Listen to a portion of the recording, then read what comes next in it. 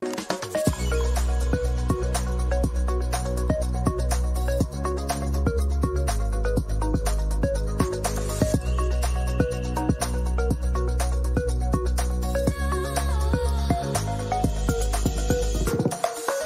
buenas noches y bienvenidos.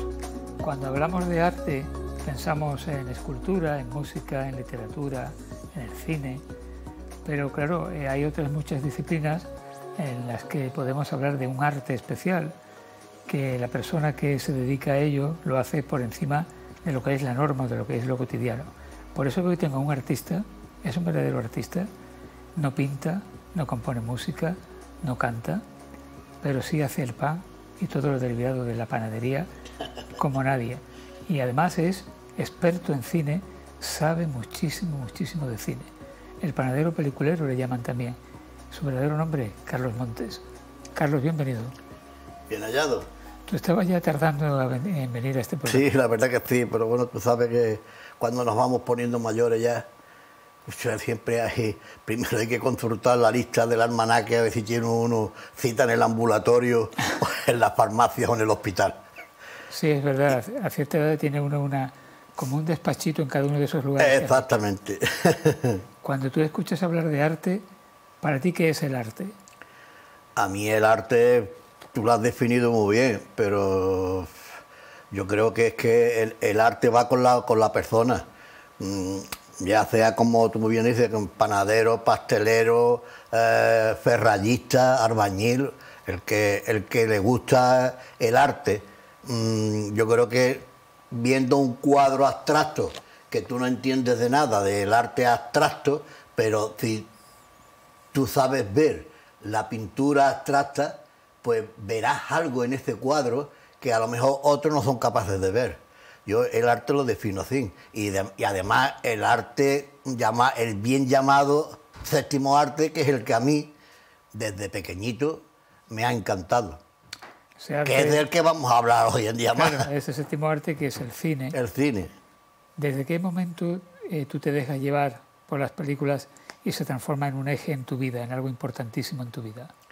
Pues yo creo, dicen que los niños no tienen memoria a partir de los 10 años, no guardan memoria, algo sin escuchado. Si es así, yo tengo que ser un superdotado.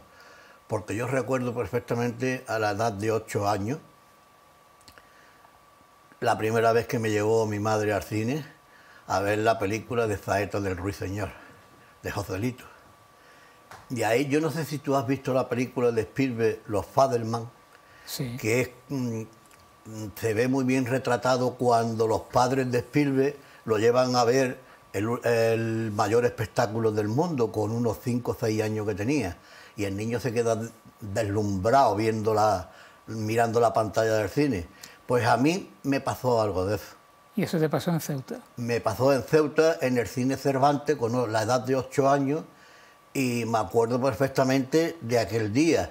La explanada del cine tendrá unos 100 metros de ancho, porque el cine era un teatro grande, por unos 50 de ancho, y allí había una cola en la taquilla y una cola para entrar, horroroso, que era una villa, y me acuerdo, sí. Pues, me acuerdo perfectamente. Yo este detalle siempre lo digo cuando en carta en la cafetería hablar de seguridad y de respeto a las autoridades, y siempre me acuerdo de este detalle, que las dos colas estaban de aquella manera, como una villa.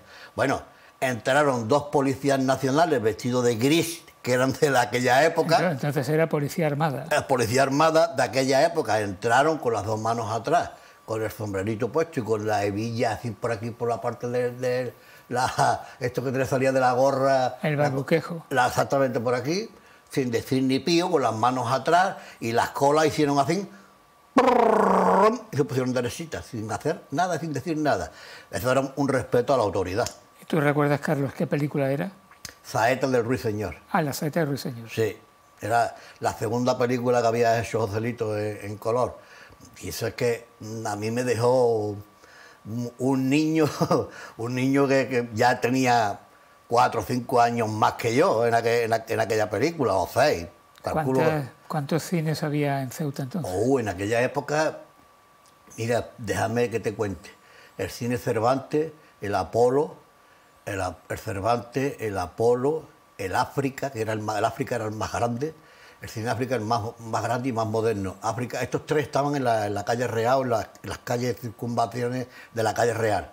Y luego estaba el Terramar, que estaba en Jadú, el Terramar, y no sé si me estoy dejando alguno atrás, no creo. Había cuatro grandes cines, pero es que en verano se multiplicaban con los cines de verano, porque en la calle Real había 2 cines de verano, por ejemplo, que a la parte derecha estaba la terraza B del Cortijo, que le llamaban, y a la izquierda era la terraza A. O sea, era la terraza A y la terraza B, separados por una calle. En una parte, a la derecha había una terraza de verano y a la izquierda había otra. Y cada cine de invierno tenía su terraza de verano. Y en esa zona que se conoce como Rebellín o el Rebellín. No, el Rebellín estaba mucho más para arriba. ¿Pero había cines también por ahí? No, allí en Rebellín no creo que hubiera cine. No sé, habría algunos, la terraza de verano, la terraza de verano del Terramar estaría cerca, pero cerca de allí estaría. ¿Y en qué año llegas a Marbella?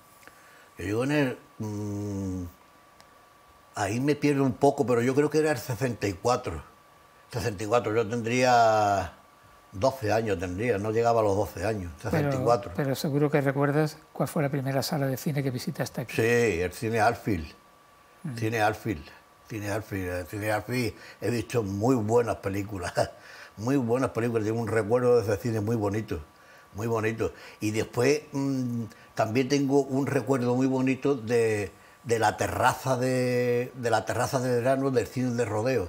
Hay un año específicamente que no recuerdo qué año era, me acuerdo que cambiaban de cartelera cada 2 días y si quitaban en el calor de la noche ponían otra mejor y que ponían a lo mejor una de Paul Newman y ponían otra de Charlton Heston, y era un no parar, fue un verano maravilloso. Es que realmente el cine de Rodeo tenía muy buena programación. Pero muy buena programación. Ya te digo que ese verano fue horroroso, digo, qué cosa más estremecedora, vamos. No sé si tú te acuerdas que se entraba por la pantalla. Sí, por debajo de la pantalla.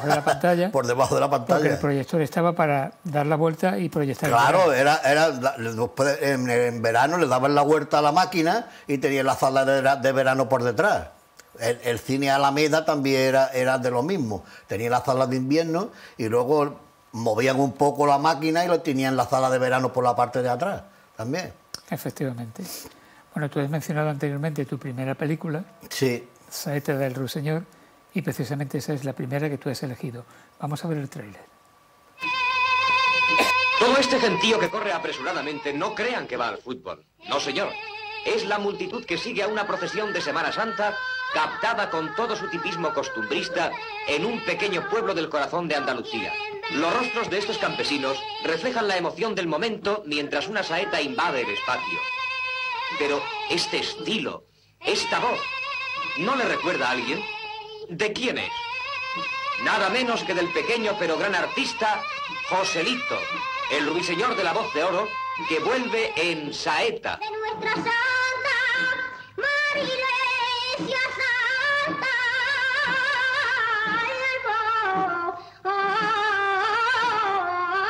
del paraíso. En Saeta, Joselito canta las más distintas canciones. Pasodobles, marchas, zambras, boleros. Para él todo es posible. Dile que no hay colores que yo no tenga, que me mueran de amores.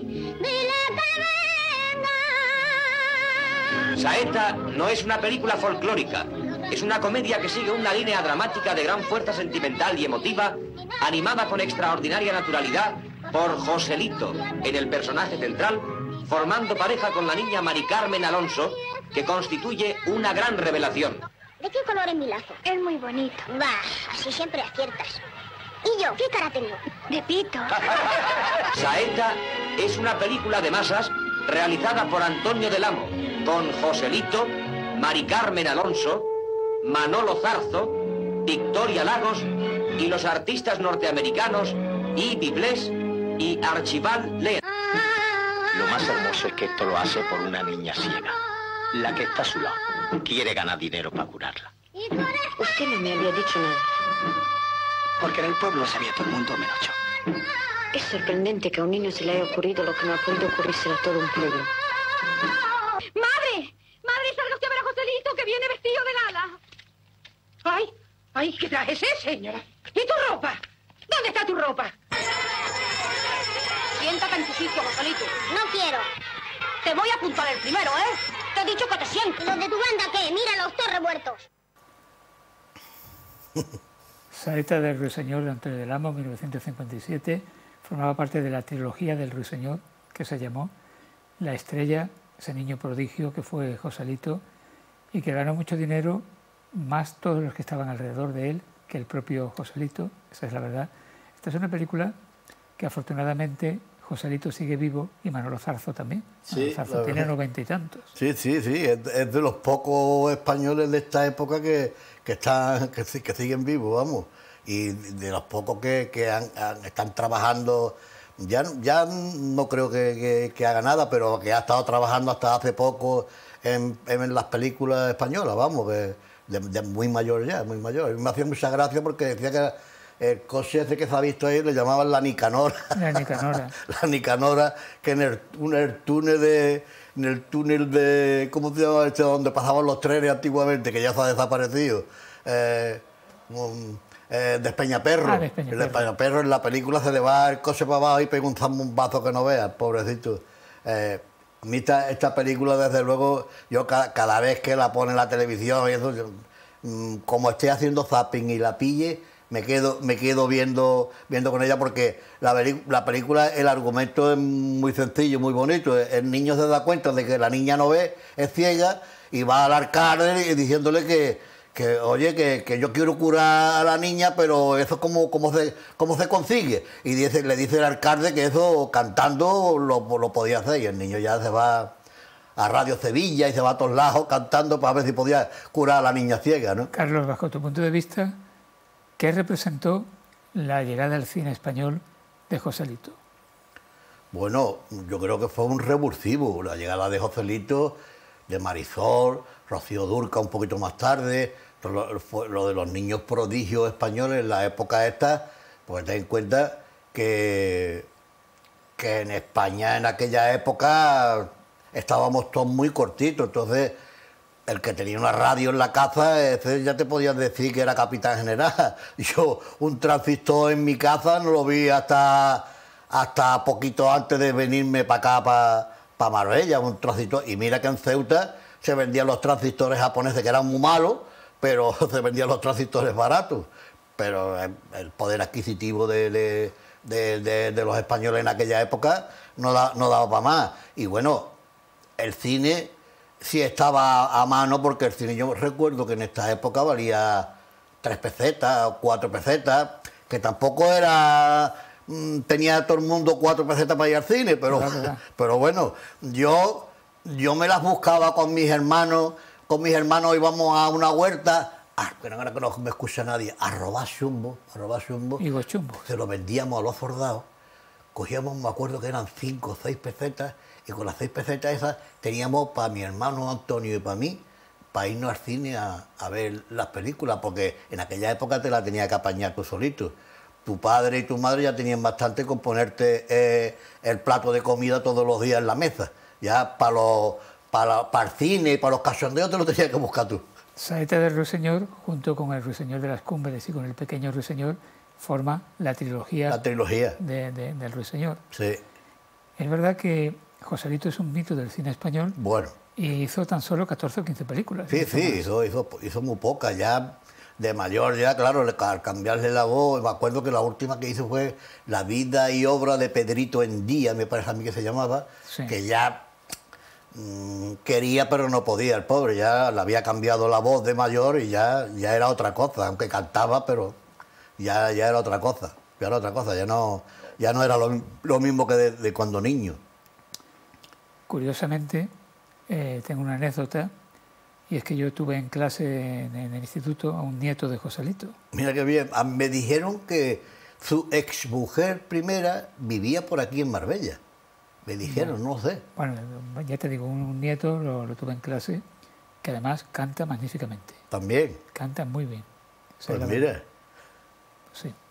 Bueno, aparte del significado como artista o estrella cinematográfica, fue también una mina para los productores, ¿no? Bueno, ahí hay tela que cortar y él la ha contado muchas veces, sobre todo en las tertulias de las televisiones y esto cuando lo han llamado, él lo ha dicho, que él con 10 años incluso llevaba un Mercedes. Y, bueno, yo con 10 años llegaba a los pedales y dice, me ponían un taco para ir al acelerador. O sea, que con 10 años condució un Mercedes cuando lo dejaban. Cuando lo dejaban tenía un Mercedes. Que él ganó mucho dinero. Que a él no le pasó lo de Marisol. Que él le atraía mucho hacer las películas y que se lo pasaba muy bien. Que a él no le pasó lo de Marisol, que Marisol sí fue un trauma para ella, ¿no? Pero él decía esto, que se lo he escuchado de su propia voz en las tertulias, decir que él se lo pasaba muy bien en las películas y que ganó mucho dinero, pero los que estaban alrededor de él ganaron mucho más. Mucho más que él. Después cuando de mayor se enteró que... Pero eso sí, él dice que a toda su familia, a los hermanos y todo eso, lo dejó muy bien situado. A uno le puso una ferretería, a otro le puso otro negocio, o sea, los dejó bien situados los hermanos. Cuando rodaba estas películas era mayor de lo que aparenta. Sí, claro. Era un niño que aparentaba menos edad de lo que realmente era. Claro. Y yo recuerdo que la primera película la vi con 8 años y ya él tiene, yo tengo 72, él tiene 81, 78, él tenía 9 años más que yo, casi una generación, y en la pantalla pues tú lo veías muy pequeñito, era un niño muy pequeñito, yo lo veía igual que yo tenía 8 años y yo lo veía en la pantalla igual que yo, pero ya tenía 9 años más que yo. Rodó también con una de las denominadas Novia de América, Libertad Lamarque. Sí. Rodó con Libertad Lamarque. Sí, Bellos Recuerdos se llamaba la película. Y en México con Antonio Aguilar. Sí, bueno, el Caballo Blanco. Caballo Blanco. Caballo Blanco tiene una filmografía muy bonita. Joselito, desde luego, tiene unas películas muy bonitas. Estas películas para ponértelas por la tarde, desde luego, y echar un rato y en alguna que otra te seca una lagrimilla porque lo hacía muy bien o lo repetían muy bien hasta la saciedad, hasta que le salía bien. Pero yo creo que Joselito era muy buen actor, a pesar de que era un niño, pero daba muy bien en la pantalla, daba muy bien o sea, el niño lo hacía muy bien. Que repitieran mucho las secuelas, las escenas, lo que fuera, no lo sabemos, pero el niño daba muy bien en pantalla, desde luego. De hecho, las colas que se formaban en los cines a las 4 de la tarde, pues yo recuerdo que mi madre me llevó la primera vez, era a las 4 de la tarde, porque las funciones en esa época, tú sabes cuánto eran a las 4, 6, 8 y 10, que eran 4 funciones al día, sí. Exceptuando cuando había una película, a lo mejor, que se excedía un poco de metraje, como Espartaco o algunas de estas bíblicas, que tenían que reducir a 3 funciones al día, o los sábados o los domingos que ponían 5. Claro, es que era un inconveniente que había que proyectar el nodo. Claro. Había que cuadrar la película con el nodo. El nodo era forzoso. Impuesto por el Estado, vamos, había que verlo por pelota, el nodo que iba delante de la película para ver a Franco cómo inauguraba los pantanos, entre otras cosas. Pues de una película, esta de la península ibérica, a otra península, la península italiana, aunque es una coproducción de Italia, de España y de Alemania. Del Spaghetti Western, La muerte tenía un precio.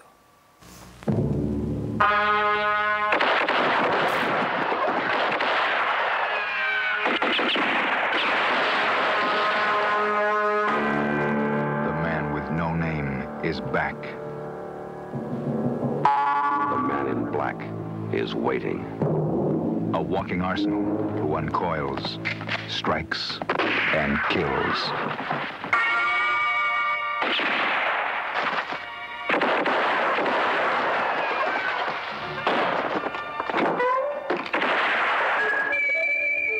Clint Eastwood is the man with no name.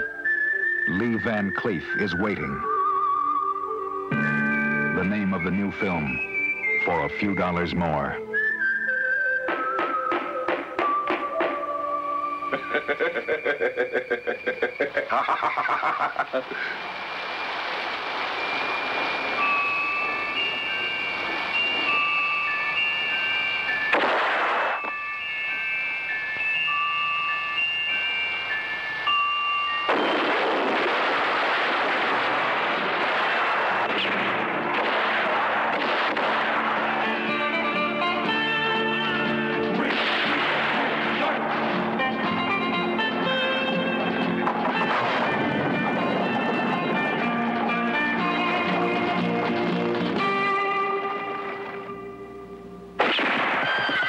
Two hunters go after the same prey. They usually end up shooting each other in the back.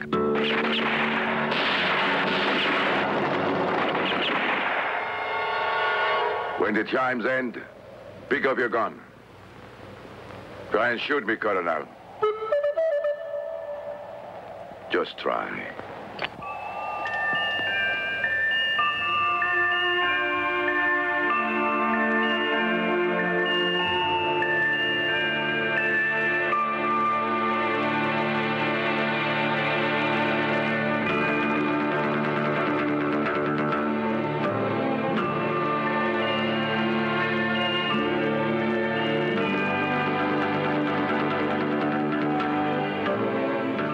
$2 more. It's the second motion picture of its kind. It won't be the last. 1965, dirigida por Sergio Leone. Si antes hablábamos de la trilogía del Ruiseñor, esta forma parte de la trilogía del dólar. Del dólar, exactamente. Que eran por un puñado de dólares. La muerte tenía un precio y el bueno y el feo y el malo. Que ahí incluimos ya también a Eli Wallace, que hacía del feo. Que hacía de feo. Gran actor, Eli Wallace, gran actor. Pues fíjate tú que yo, La muerte tenía un precio, llega en un momento en mi vida donde yo estoy haciendo ya mis pinitos en las películas en Super 8.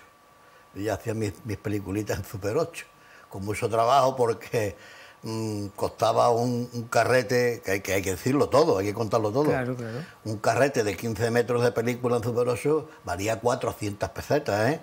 400 pesetas de 1967, 68... Era dinero. Era dinero, ¿eh? Con eso se compraban unos zapatos. Por eso te digo que era dinero. Pero yo, la afición que tenía era tan grande que yo en aquella época trabajaba en la pintura con mi padre. Y fíjate que yo por las tardes, cuando terminábamos a las 3 por ahí de la tarde, siempre por las tardes yo me buscaba mis chapucitos de encalar una fachada o hacer otra cosa, como la gente que conocía, o pintar una cocina o lo que sea. Ese dinerito que cogía yo extra era para eso, para mi vicio. Para mi vicio, que mi vicio era el cine, la imagen, la fotografía. Yo estudié fotografía por correspondencia, con AFA, CCC, no sé si te acordarás tú. Claro, claro. Yo estudié fotografía por correspondencia, yo tenía el laboratorio dentro de mi dormitorio. Se estudiaba guitarra, de todo. Mecanografía, agricultura. De todo. Pues yo estudié fotografía por correspondencia, tenía la ampliadora y los líquidos. Dormían conmigo en mi dormitorio y ahí hacían mis prácticas de laboratorio y todo esto de fotografía. Y la verdad que, volviendo a La muerte tenía un precio, yo hice una película del oeste en Super 8, emulando a La muerte tenía un precio, que es la que me dejó huella, porque yo había visto de niño películas americanas del oeste, pero la verdad que cuando niño a mí no se me quedaron ninguna así con un recuerdo imborrable, porque las veía, sí, ¡ay, qué bonita esta de Kirk Douglas!, no sé qué, las veíamos y prácticamente las olvidábamos. Pero ya, esta ya me pilló en una edad que ya me cuadraba lo que estaba viendo. Es que además esta es una concepción del western diferente. Claro, aquí exactamente. Estamos hablando de spaghetti western. Sí, pero es que era totalmente distinta. O sea, no estábamos acostumbrados a ver este tipo de películas del oeste. Además, una de las cosas que más por lo menos a mí, más me llamaba la atención era la música. La música es que llenaba la imagen de la pantalla terriblemente, o sea, era un ¿cómo te lo podía explicar? Era un baño de multitudes, vamos, viendo la película con la música de Ennio Morricone, cómo llenaba la pantalla, cómo lo llenaba, incluso escuchaba los cascos, no escuchaba los cascos de los caballos y se escuchaba la música de fondo, era una maravilla. Y luego la manera de dirigir de Sergio Leone, con esos primeros planos de los ojos que van cambiando, o sea, llenaban mucho y era muy distinto al cine del oeste que estábamos acostumbrados a ver. Y por eso me llamó mucho la atención y a mí se me quedó como una película referencia, ¿no? Y ya donde veía a Sergio Leone iba de cabeza.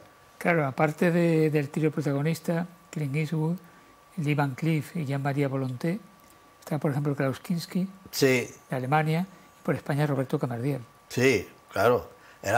En las películas estas, normalmente que se rodaron en Almería y en Las Pedrizas, en Madrid, normalmente siempre los actores secundarios eran españoles, Y aquí incluso hay un niño que después se hizo mayor rodando películas del oeste. Y claro, la verdad es que esto dio mucha aceptación en España en una época.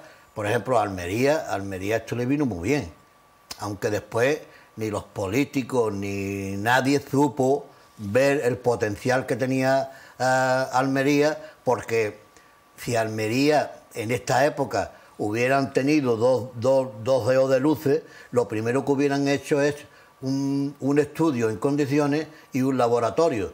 Porque después me han contado a mí gente que han trabajado en las películas estas, que tenían que llevarlo de las películas diarias que rodaban, o sea, el negativo diario que rodaban, lo tenían que mandar a Barcelona, a Madrid o a Londres, si era una producción internacional, o a Londres para que revelaran los negativos, y a los 3 días venían con el positivo en blanco y negro o en color, para poder ver, a ver si estaba bien o había que repetir las escenas o lo que fuera. Aunque Clint Eastwood ya tenía experiencia en Norteamérica, sobre todo en series de televisión, sí, es verdad que esta película es su lanzamiento internacional. Claro. Y aquí estaba iniciándose un auténtico genio del cine, sí, como es actualmente Clint Eastwood. Sí, claro. Primero lo dijeron que era el nuevo Gary Cooper. Primero dijeron que era, cuando hizo estas películas, dijeron que era el nuevo Gary Cooper, y ahora después de haber hecho lo que ha hecho como director, lo están comparando con John Ford, que la verdad es que tiene unos verdaderos westerns maravillosos, a la altura de los grandes de John Ford. Y ese western crepuscular que es Sin Perdón. Sí, bueno, eso esa película es insuperable. Ahí fue cuando le dieron el Oscar, pues ya dice, bueno, aquí hay que dárselo ya, aquí no hay tutilla ya hay que dárselo ya. Bueno, siempre ha habido una especie de leyenda en torno al poncho que llevaba Clint Eastwood en esta película. Sí. Ha dado mucha literatura. Mucha literatura. Según dicen que lo dejó colgado en Almería. Dicen que lo dejó colgado en Almería. No sé quién lo cogería después o no sé. Pero la verdad es que el poncho le venía muy bien. Él, le escuché en una entrevista decir que los cigarrillos estos que le hacía de fumar el Sergio Leone, que era una porquería, pero dice que le venían muy bien al personaje, que le venían muy bien.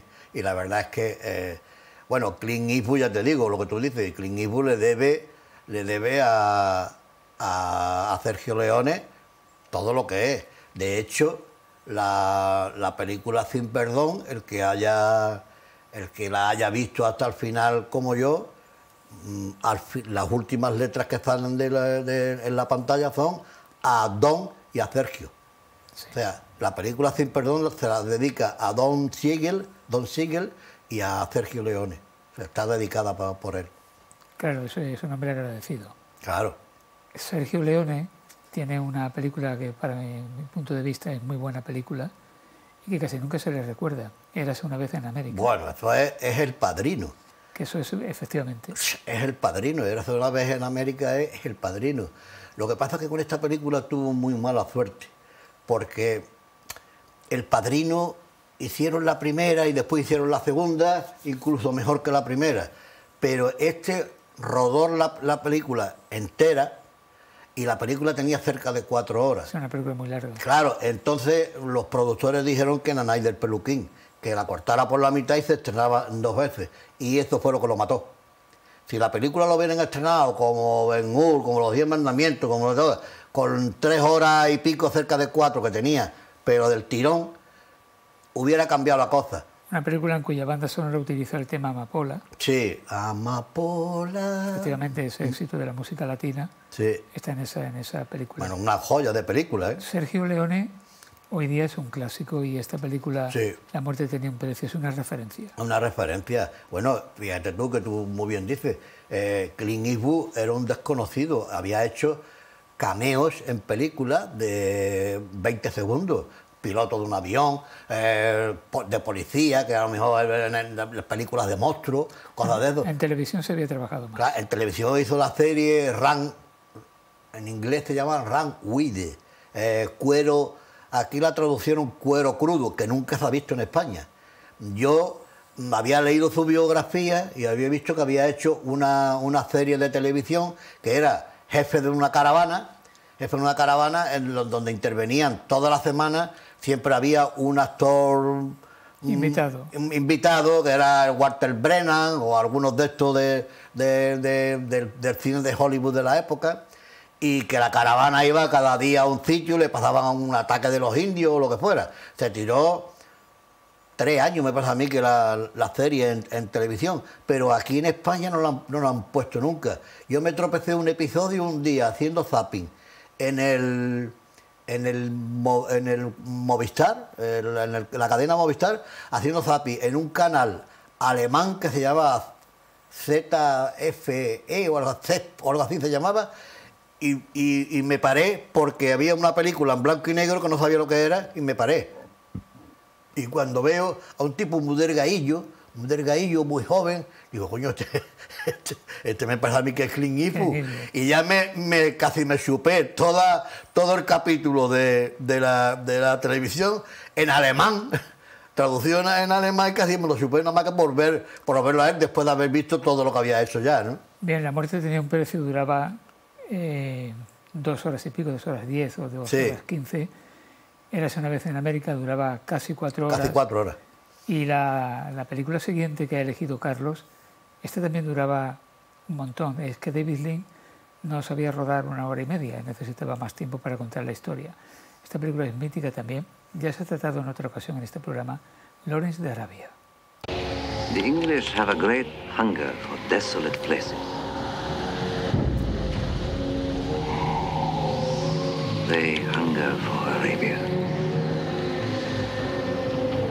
I think you are another of these desert-loving English.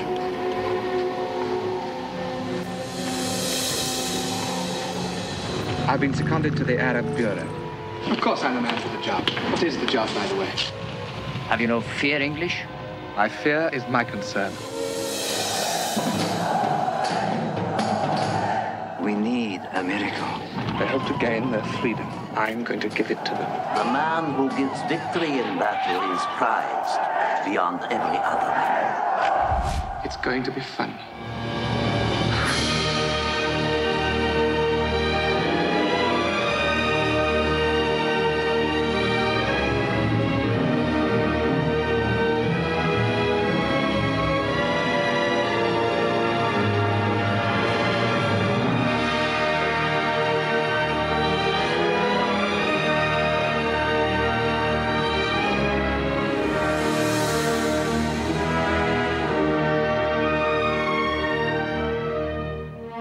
Gone native. They think he's a kind of prophet. They do, or he does. One more failure, and you will find yourself alone. Who are you to know what can be done? Nothing is written. You're the most extraordinary man I ever met. You are using up your 9 lives very quickly.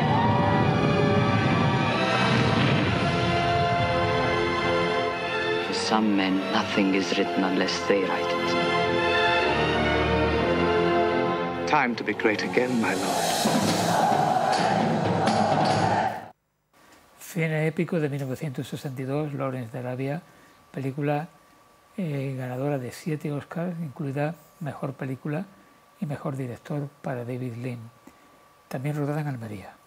Sí, señor, parte de como en un 50% rodado en Almería. Claro, todo eso lo hemos sabido después, porque a mí, por lo menos, al interesarme una película y un director, ahondo en toda la información que pueda ahondar sobre él.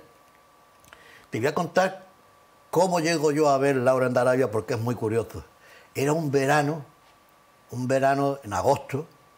Estaba yo con mi hermano Antonio dando un paseo por el paseo marítimo, que no estaba como ahora, vamos, estaba dando un paseo, pasaban coches también, y hacía un terraz, eran las 4:30 o las 5 de la tarde, hacía un terraz horroroso, y subimos por la calle Finlandia para arriba.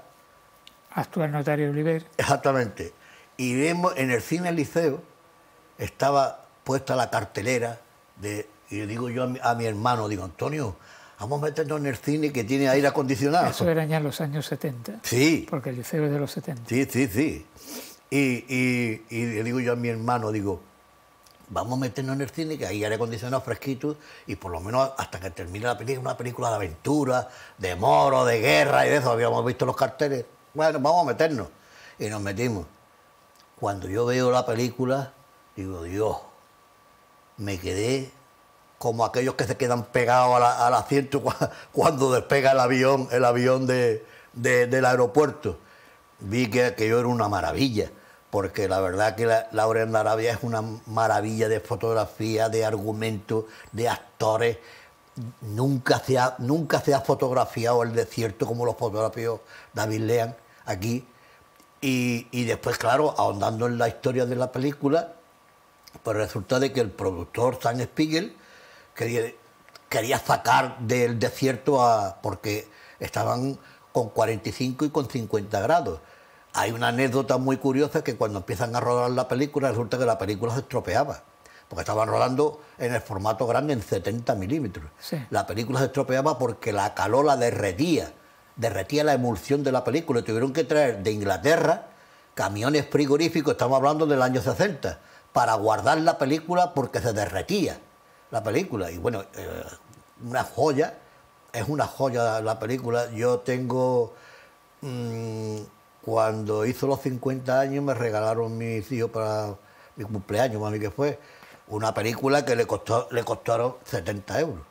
Es una caja así de grande con la fotografía de Lawrence de Arabia, viene un libro con todos los pormenores del rodaje, toda la banda sonora de Maurice Jarre y la película entera. Que además esa música épica también que escribió Maurice Jarre ocurre como con La muerte tenía un precio. Sí. Que esta película no se concibe sin esa música. Que es que yo muchas veces por las tardes me pongo, yo siempre estoy escuchando música de cine, mientras que trabajo por la tarde. Y muchas veces cuando llega la parte de Lawrence de Arabia, el disco de parte de Lawrence de Arabia, yo estoy escuchando la música y estoy viendo la película, estoy viendo en qué parte de la película suena la parte que estoy escuchando de la música, y es una joya. Pero fíjate qué curioso que David Lean, no teniéndolo actuado consigo, le dice a un autor árabe que le haga una banda sonora para la película, pero cuando escucha lo que había compuesto Maurice Jarre, al otro no le hizo ni caso al otro. Y bueno, hay que decir que el decorado de Aqaba, que eso está entre dos montañas, en Carbonera, en Almería, todo el pueblo estaba en lo alto de la montaña viendo cómo atraviesan todos los caballos, los camellos, todo eso, y se tiraron cerca de 6 meses para hacer el decorado de Aqaba, que está puesto en el río. Fíjate que en esa época esos caballos eran auténticos y esos eran de verdad. Todo. Hoy día se puede hacer por programas digitalmente, claro. Pero en esa época no. Y ahí hay un documental del egipcio que se ve aquí, Omar Sharif, riéndose, dice, estábamos locos. Dice, la toma de Aqaba se repitió 2 veces y una de ellas, el Peter O'Toole se cayó del camello y menos mal que el camello lo protegió, se quedó debajo del camello. No lo pisotearon los caballos de milagro.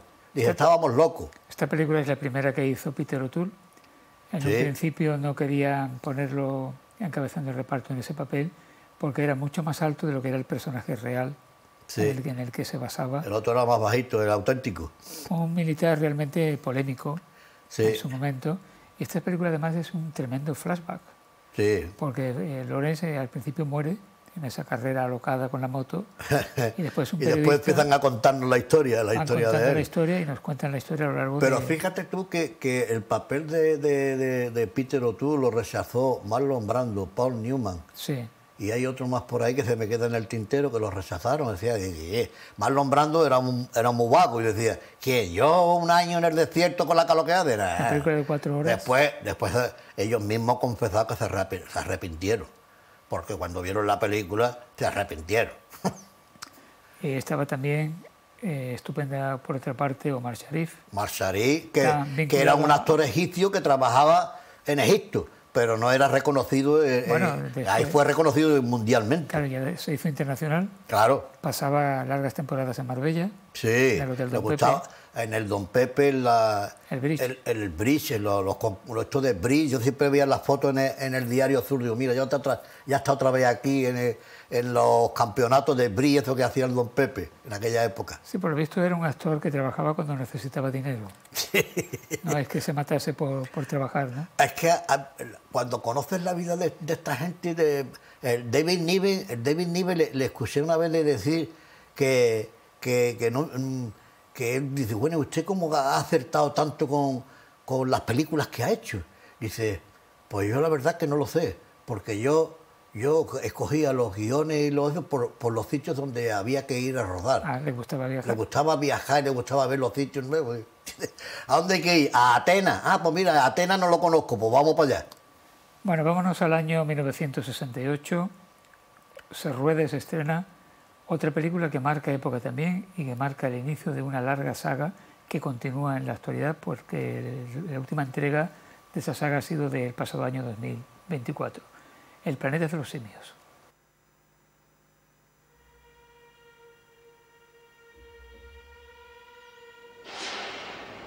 ¿Acaso los hombres, esa maravilla del universo, esa gloriosa paradoja que me ha mandado a las estrellas, siguen combatiendo contra sus hermanos, dejando morir de hambre a los hijos de sus vecinos?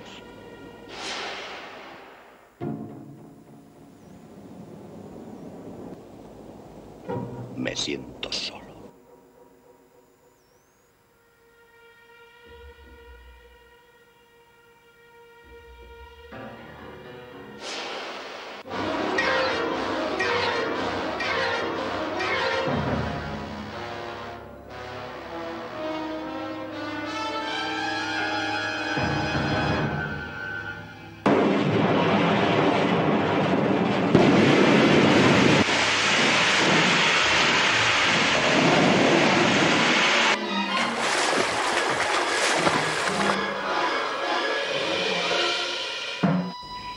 No puedo dejar de pensar que en alguna parte del universo debe haber algo mejor que el hombre. Aquí hay vida.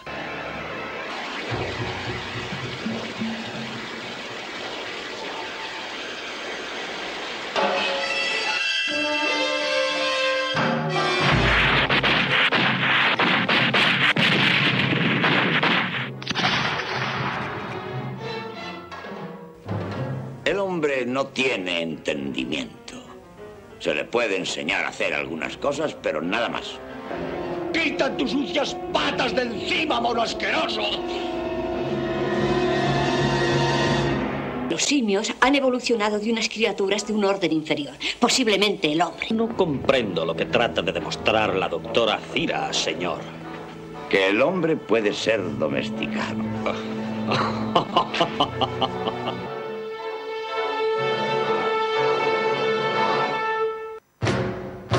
¡Maldito mono! ¿Dónde surgió esta civilización al revés? Doctor Zaius fabricaría un simio, una muñeca, que hablase. El hombre no puede ser domesticado. ¿A dónde pretendes ir? Siguiendo a lo largo de la costa encontraré el camino. Puede que no le guste lo que encuentre. Protegeos contra el hombre, puesto que es la garra del diablo. Es el único entre las criaturas que mata por placer, ambición o avaricia. ¿Qué descubrirá allí, doctor? Su destino.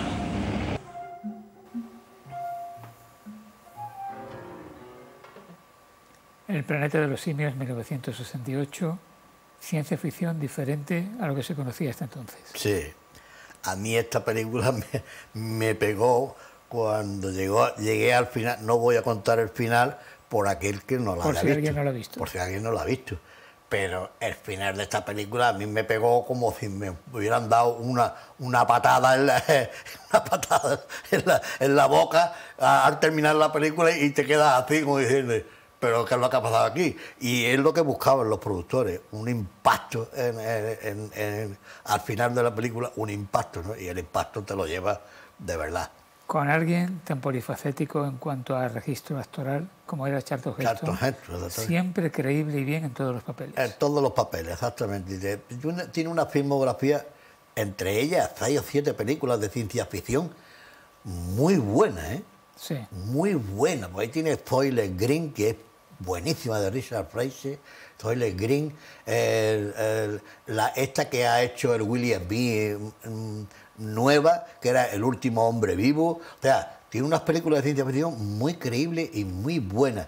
Y esta, ya te digo, a mí cayó en mis manos una vez no me acuerdo cuándo, un TVO que era esto, pero en dibujo. El dibujo era la novela de Pierre Boulle, pero en cómic. En cómic, en dibujo. Y yo me estuve leyendo el TVO, digo, y pensaba, digo, qué bonito, qué bien sería esto, que verlo en el cine. Cuando yo vi, porque sea a los 2 o 3 años, veo que se estrena el Planeta de los Simios, digo, me recordó aquel TVO que yo había leído. Digo, hombre, esto hay que verlo. Y la verdad es que para mí fue ¿cómo te diría? Un impacto. Un impacto. A mí fue el cine de ciencia ficción, desde luego, aquí fue donde empezó que yo las películas de Super 8 que he hecho, casi todas son cortitas, pero son todas fantásticas. Aparte de la que hice en Super 8 del Oeste, las que tengo hechas son todas fantásticas. Y por eso esta película me encantó. Y fíjate tú, el pelotazo que pegó esto, que sacaron 3 secuelas. Pues mira, no, sacaron 4 secuelas. Tengo aquí apuntado para que no se me olvidasen. En torno a esta primera, se hizo después Regreso al planeta de los simios, con Jay Francisco, Huida del planeta de los simios, La rebelión de los simios, La conquista del planeta de los simios, y 2 series de televisión. 2 series de televisión, y después, en el año 2001, Tim Burton hace una nueva versión, y de ahí surgen otras secuelas, que son El origen del planeta de los simios, El amanecer del planeta de los simios, La guerra del planeta de los simios y El reino del planeta de los simios. Exactamente. A mí ha dado, ¿eh? Sí, ha dado. Y esta última es del 2024, o sea que vienen más. Sí, no, hay más, y siguen rodando. Hay dos más, según he leído en algún lado, en el fotograma, me parece a mí que ha sido, que están rodando dos secuelas más. Aunque yo la verdad que son películas entretenidas, que las ves y las olvidas.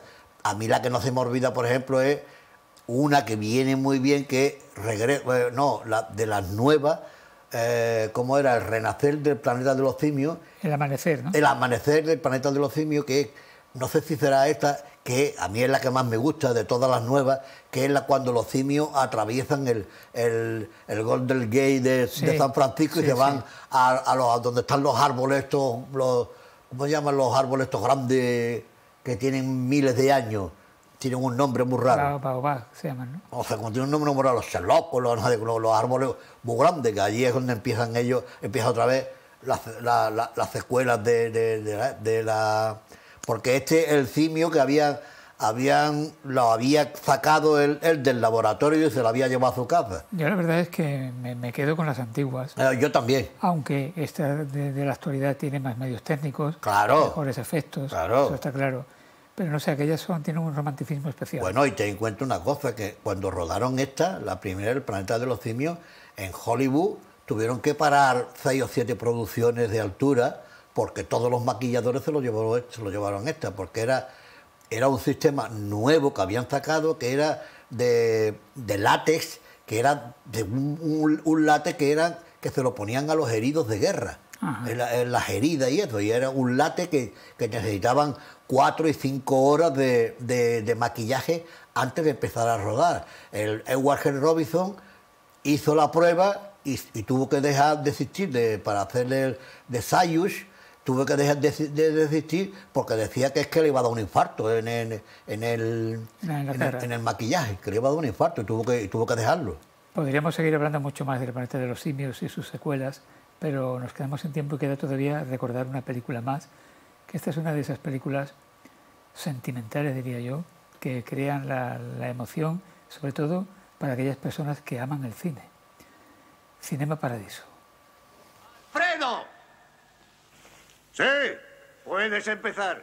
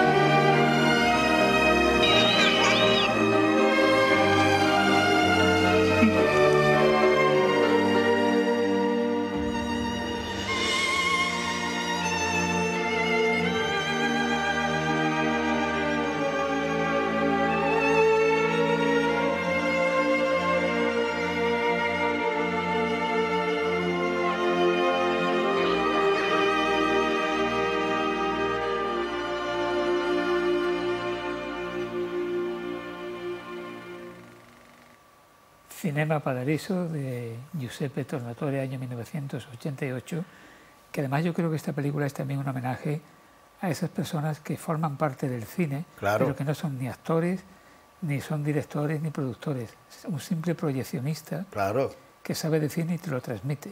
Claro, es que este es puro homenaje a todos los que estaban dentro de las cabinas de los cines. Yo leí una entrevista que le hacían a un proyeccionista de un cine de Madrid y dice, es que es mi vida, es que cuando he visto la película he visto a mi vida retratada. Y a mí me pasa mucho con esta película, las cosas que hacía el niño, el Totó, las cosas que hacía, eso de esconder las películas que se le pegaban, las cortaba, porque hay una escena sobre todo que le dice el niño a Alfredo, le dice, Alfredo, si todas estas películas que dices tú que son para mí, ¿por qué las tienes que guardar tú? ¿No? Y el otro le dice, ¡bah! Y sale el niño corriendo, que es el final más gestuoso, porque Alfredo lo había guardado todos los cortes de los besos, de todo que el cura tocaba la campanilla, se la había metido en una lata, que es el final apoteósico que tiene esta película. Porque te entra, no es que te entra, es que yo cada vez que la veo lloro. Y el niño hacía muchas de las travesuras que hacía el niño en la película, yo las hacía cuando chiquitillo también. Yo me iba a la basura del Cine África de Ceuta, que estaba en una cuesta muy pendiente, y había que saltar un muro que era peligroso. Y allí tiraban los casos de las películas, los tiraban allí, los que le sobraban de las películas. Y yo los cogía y el niño, hay una parte de la película que está mirando hacia la luz. ¡Ah, forastero! ¿Por qué llegaste? No sé qué. ¡Pum! Y va tirando la... pues tú, no sé qué, no sé cuánto.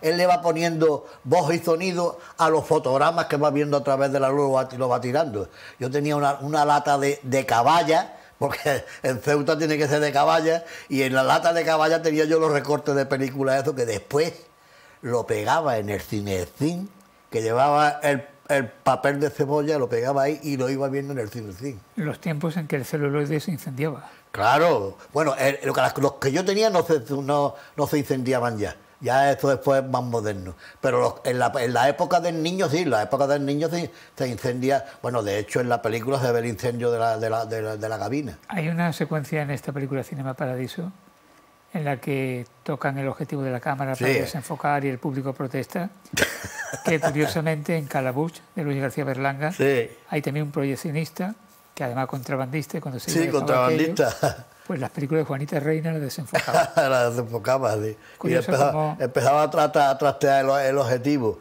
Esta película, desde luego, es una joya, y a Giuseppe Tornatore, al director, pues le vino de maravilla que le dieran el Oscar, se llevó todos los premios ese año, el Oscar, la Palma de Oro en Cannes, no sé qué, en Venecia, se llevó todos los premios de ese año.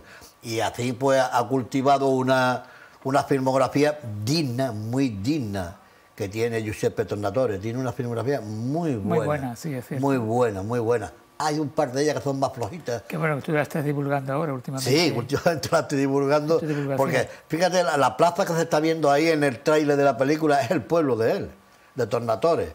Y en Vaquería también sale, en la película de Vaquería también sale el pueblo de él. Te pedí también un libro.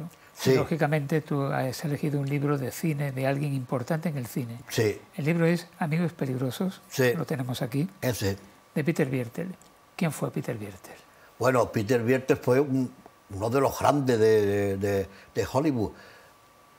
Muy tapado por su mujer, porque su mujer era Deborah Kerr. Pero fíjate tú que yo no sabía que estos dos personajes vivían en Marbella. Claro. Yo no lo sabía. Entonces, además Peter Biertel muere en Marbella. Sí, muere en Marbella, exactamente. Y se le hace con todos los honores. Vienen ¿cómo son los guardamarines estos americanos a hacerle los honores? Porque él había sido, durante la Segunda Guerra Mundial había estado en los marines. Y claro, yo un día me entero, no me acuerdo quién me parece a mí que fue Enrique Canto quien me lo dijo, y hablando de la gente de Hollywood, y digo, aquí vive en Marbella Peter Biertel y Deborah Kerr. Digo, ¿cómo? Yo no lo sabía. Y ya mi curiosidad fue al máximo cuando en esta misma casa yo participaba en el programa de Andrés Caparrós. Andrés Caparrós venía un día a la semana a hablar de una película, y me dice la productora del programa, dice, esta noche vamos a hablar de cine doble. Dice, ¿por qué? Dice, porque vienes tú y viene Peter Biertel. Digo, no me digas.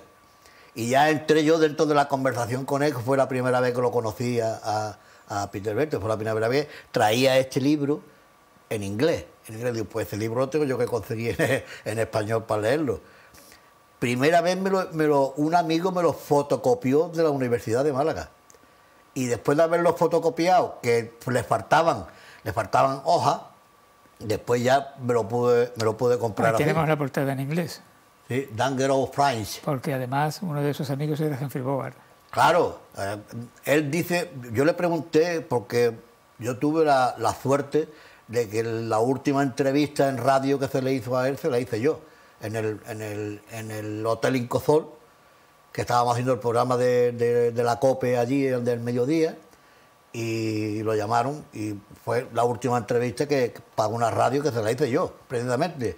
Entonces, claro, el cariño que le tengo a este libro es inmenso, porque yo lo conocí aquí en uno de los platos de aquí de la televisión de Marbella, y después un tío muy simpático, muy agradable, como todas son las grandes figuras estas, que son todos así, y después me leí el libro de cabo a rabo, digo, pues bueno, este hombre, a Hemingway le decía papá, que Hemingway no le permitía a nadie decirle esto, y él se lo decía. Y después también en el Hotel El Fuerte, una vez presentó su libro Una bicicleta en la playa, que también lo tengo yo, pero su mejor libro, sin lugar a dudas, fue Cazador Blanco, Corazón Negro, que se hizo una película precisamente que la hizo Clint Eastwood, que después me dijeron que había estado aquí en su casa, porque él tiene su calle, que entre Enrique Canto, la novia que tenía en aquella época, y yo, lo propusimos al ayuntamiento y tiene el nombre de su calle, el sitio donde vive, que es la bajada de Incosol hacia abajo, ahí donde vivió y tiene su casa ahí toda la vida. Pues hemos llegado al final. Pues bueno. Hemos hablado de cine, contigo se puede estar horas y horas hablando de cine, así que otro día te vienes por aquí y seguimos. La verdad que sí, pues seguimos otro día hablando. Carlos Montes, el panadero peliculero, sabe mucho de cine, lo ha demostrado una vez más. A todos ustedes, gracias. La próxima semana volveremos hablando de arte y de vida.